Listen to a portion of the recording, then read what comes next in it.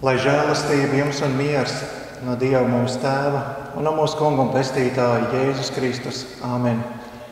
Šajā dienā mēs pārdomāsim Dieva vārdus no Lūkas evaņģēlija 8. nodaļas. Un tie nonāca Gerasas apgabalā, kas iepretim Galilejai, kad Jēzus izkāpa krastā. No pilsētas pretī nāca kāds dēmonu apsēsts vīrs, kas jau ilgu laiku nevalkāja drēbes un nedzīvoja mājās, bet kapos. Ieraudzījis Jēzu, viņš iekliedzās, nokrita viņa priekšā un skaļā balsī sauca: Jēzu, visaugstā Dieva dēls, kāda daļa mums vienam gar otru? Es tevi lūdzu, nemoki mani. Jo viņš pavēlēja nešķīstajam garam iziet no šī cilvēka. Tas bija ilgu laiku to sagrāvis savā varā. To bija sējuši ķēdēm un saistījuši važām, lai savaldītu. Bet tas bija važas sarāvis, un dēmons to dzina uz tuksnesīgām vietām. Jēzus tam jautāja: kāds ir tavs vārds? Tas atbildēja: Leģions, jo daudz dēmonu bija viņā iegājuši. Un tie sāka viņu lūgt, lai nepavēl tiem mesties bezdibenī. Bet tur uz kalna bija liels cūku bars. Dēmoni lūdzās, lai ļauj tiem ieiet cūkās, un viņš tiem atļāva. Dēmoni izgājuši no tā cilvēka iegāja cūkās, un ganāmpulks metās lejā no Kraujas ezerā un noslīka. Gani to redzēdami aizbēga un izdaudzināja par šo notikumu pilsētā un laukos. Ļaudis iznāca, lai redzētu, kas noticis, un nonāca pie Jēzus un atrada cilvēku, no kura dēmoni bija izgājuši, sēžam pie Jēzus kājām, apģērbtu un pie pilna saprāta, un tie izbijās. Un tie, kas bija redzējuši, kā dēmonu apsēstais tika glābts, viņiem to pastāstīja. Vislielais ļaužu pulks no Gerasas apgabala lūdza viņu iet prom, jo lielas izbailes tos bija pārņēmušas. Un viņš iekāpis laivā, atgriezās Galilejā. Vīrs, no kura dēmoni bija izgājuši, lūdza ļaut tam palikt kopā ar viņu, bet viņš to raidīja prom, sacīdams: atgriezies savās mājās un stāsti, ko Dievs tev ir darījis. Un tas aizgāja un izdaudzināja pa visu pilsētu, ko Jēzus viņam bija darījis. Āmen. Mīļais Kungs un Dievs, mēs Tev pateicamies par Tavu vārdu dāvanu. Mēs Tevi lūdzam, lai Tu caur to arī apgaismo mūsu sirdis, vairo ticību. Nāc un svētī mūs Tavu vārdu patiesībā, jo Tavs vārds ir un paliek mūžīga patiesība un dzīvība. Āmen.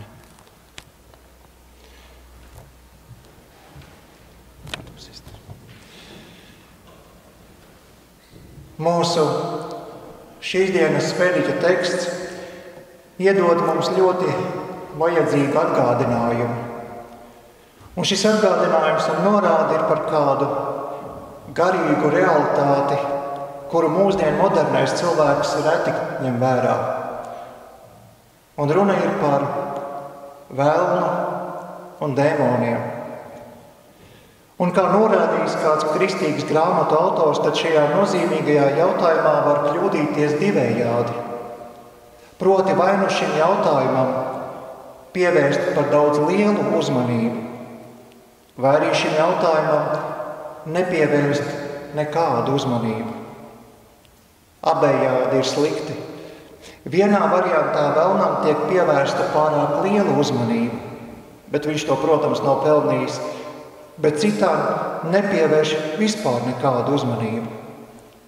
Precīzāk sakot, vēlns pazūd tulkojumā, un kaut kādas viņa izdarības un blēdības tiek skaidrotas tikai ar kādiem psiholoģiskiem procesiem. Katrā ziņā mūsu luteriskās baznīcas pamatmācībā mēs ņemam vērā, ka vēlns un dēmoni ir garīga realitāte. Garīgas personas, ar spēku un varu ietekmēt norises šajā grēka sapostītajā pasaulē. Tātad vēlreiz mūsu luteriskās baznīcas pamatuzskats ir, ka vēlni un dēmoni ir garīgas personas, nevis kādi garīgi psiholoģiski procesi. Pirmkārt, uz šo ļoti svarīgo nošķiršanu mums norāda mūsu Tēvs lūgšana. Un šeit es atkal vēlos norādīt, ka tēvreiz iesākas ar mūsu uzmanības pievēršanu Dievam Tēvam, tātad personai, un tēvreizi noslēdzas ar mūsu uzmanības pievēršanu ļaunā jeb vēlna personai. Tāpēc mēs sakām, un arī mums būtu jāsaka, atpestī mūs no ļaunā, nevis ļauna. Atpestī mūs no vēlna, nevis tikai no kādām sliktām lietām. Tāpat arī Jēzus tā sauktajā augstā priestera lūgšanā mēs redzam, ka lūgšana iesākas līdzīgi tā kā tēvreize. Jēzus iesāk ar uzrunu Dievam Tēvam, un tad pēc tam lūdz vārdus, kuri attiecas arī uz mums. Es nelūdzu, ka tu tos atņemtu no pasaules, bet ka tu tos pasargātu no ļaunā. Atkal nevis ļauna no kādām sliktām, nepatīkamām lietām, bet gan no ļaunā, no ļaunās vēlna personas, kura bieži vien ir avots sliktām un nepatīkamām lietām. Un tāpat arī, ja mēs ieskatāmies mūsu ticības tēva Mārtiņa Lutera mazajā katehismā, tad redzam, ka rīta un vakara lūgšanas tiek noslēgtas ar vārdiem: Tavs svētais eņģelis, lai stāv man klāt, lai jaunajam ienaidniekam nav varas pār mani. Tātad ļaunā ienaidnieka, vēlna un dēmonu darbība ir jāņem vērā, bet tomēr cenšoties saglabāt veselīgu līdzsvaru. No vienas puses šajā jautājumā nav nepieciešams pārāk daudz iedziļināties, bet no otras puses to nedrīkstam arī pavisam aizmirst, ignorēt un ļaut to skaidrot kaut kā citādāk, nekā svētie raksti mums to māca. Pēc šāda ievada tad mēs tagad ķersimies klāt šīs dienas pēdīga tekstam. Mēs lasām, ka Jēzus ar saviem mācekļiem pārceldamies pāri Galilejas jūrai, nonāk Gerasas apgabalā. Šis apgabals atrodas ārpus Dieva tautas zemes robežām. Un tad no pilsētas viņiem pretī nāca kāds dēmonu apsēsts vīrs, kas jau ilgu laiku nevalkāja drēbes un nedzīvoja mājās, bet kapos. Sastopot Jēzu, notiek kaut kas ļoti neparasts.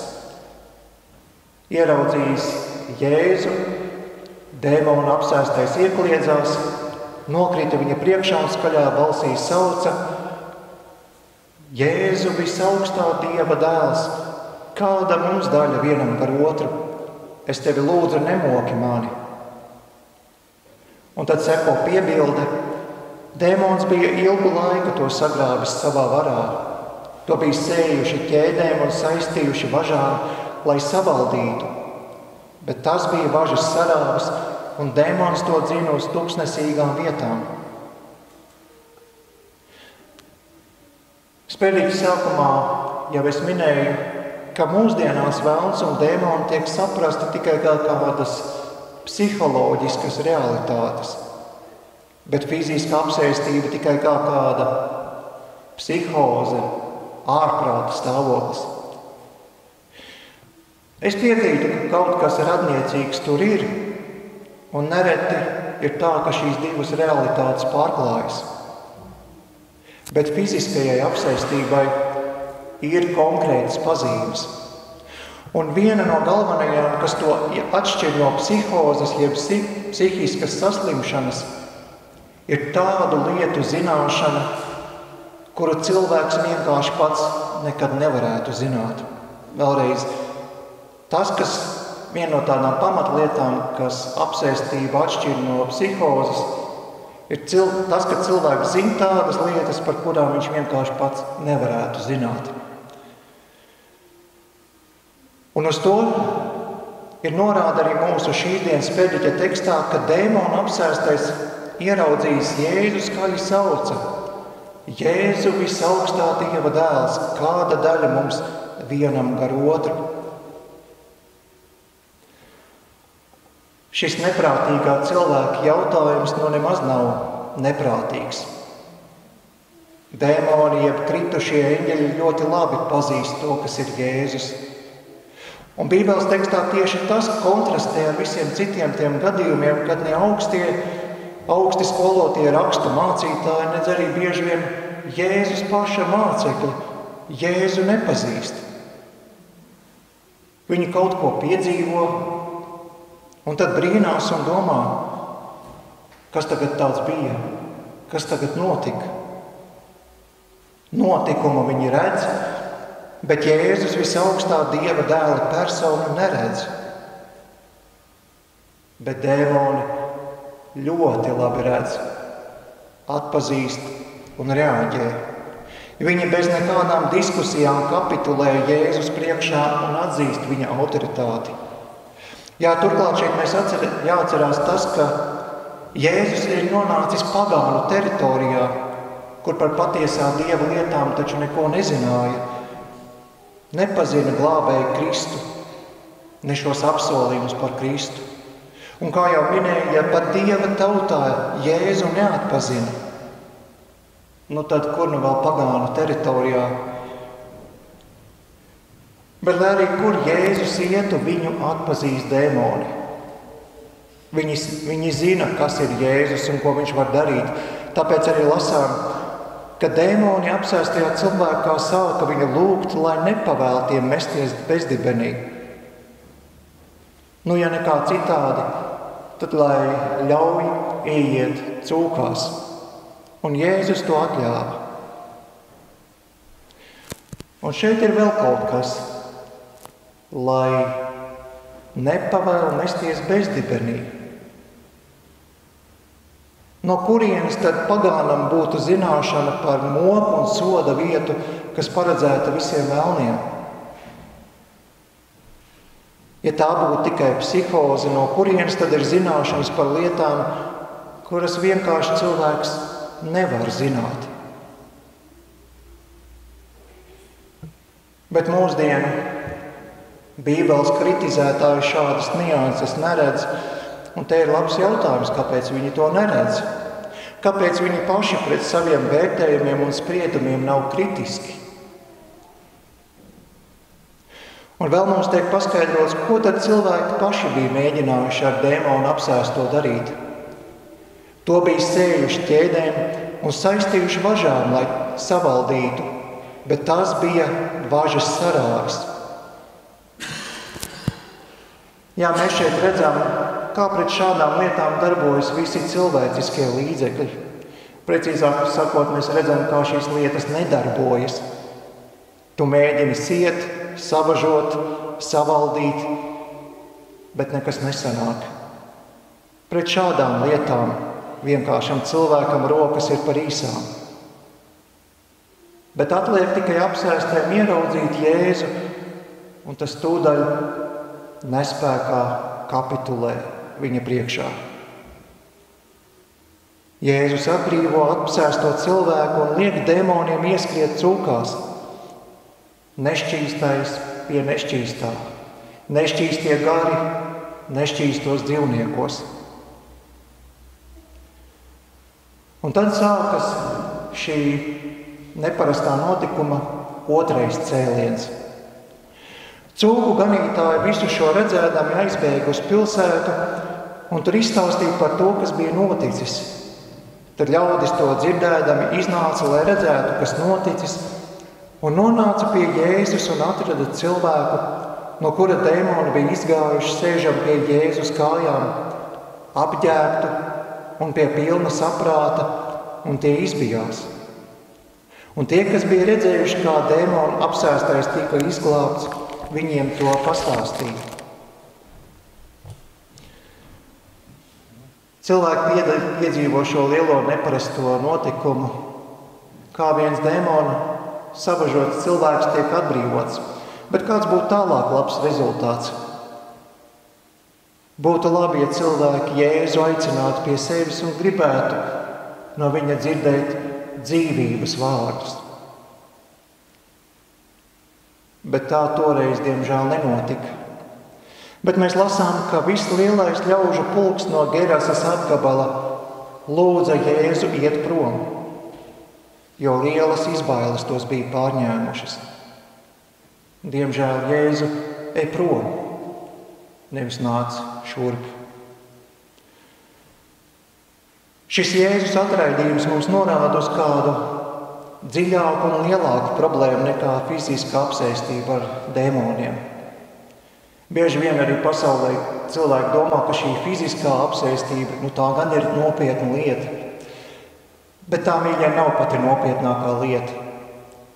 Lai šo savu domu paskaidrot, es ņemšu Lutera lietoto salīdzinājumu par balto un melno vēlnu.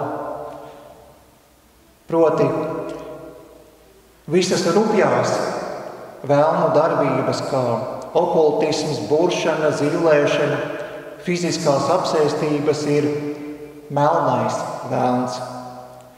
Šeit vēlns darbojas tādā ļoti rupjā veidā, bet es to parasti saucu tikai par tādu spēlēšanos, ar kuru vēlns nodarbojas tikai tad, kad viņam galīgi nav ko darīt, vai arī viņš vēlas par kādu cilvēku paņirgāties. Bet visa nopietnība un bīstamība slēpjās baltajā vēlnā. Lūk, no tā, mīļā draudze, mums ir īpaši jāsargājas. Baltais vēlns ir smalkā, laipnā, gudrā, viltīgā darbība. Un šīs baltā vēlna darbības rezultāts ir garīga apsēstība. Tā tad dziļāka un nopietnāka problēma par ārēju fizisku apsēstību. Mūsu šīsdienas prediķa tekstā mēs šo garīgo apsēstību ieraugām šajā lielajā ļauža pūlī, kas lūdza Jēzum iet prom. Jēzu, mums tevi nevajag. Citiem vārdiem, mums nevajag dzīvību, nevajag gaismu, mieru un prieku. Bet šīs garīgās apsēstības pati lielākā problēma ir tā, ka cilvēki paši to bieži vien neredz. Viņi to paši nemaz nepamana. Šādu vēlna tumsu viņi sauc par gaismu, melus sauc par patiesību, vēlni ir tikai psihoze, un Jēzus lūgdams Tēvu, lai atpestī mūs no ļaunā, ir kļūdījies. Jo patiesībā taču nekādu vēlnu nav, tie ir tikai cilvēka paša iekšējie dēmoni, viņa iekšējās pretrunas, priekšstati un kļūdīgās domas.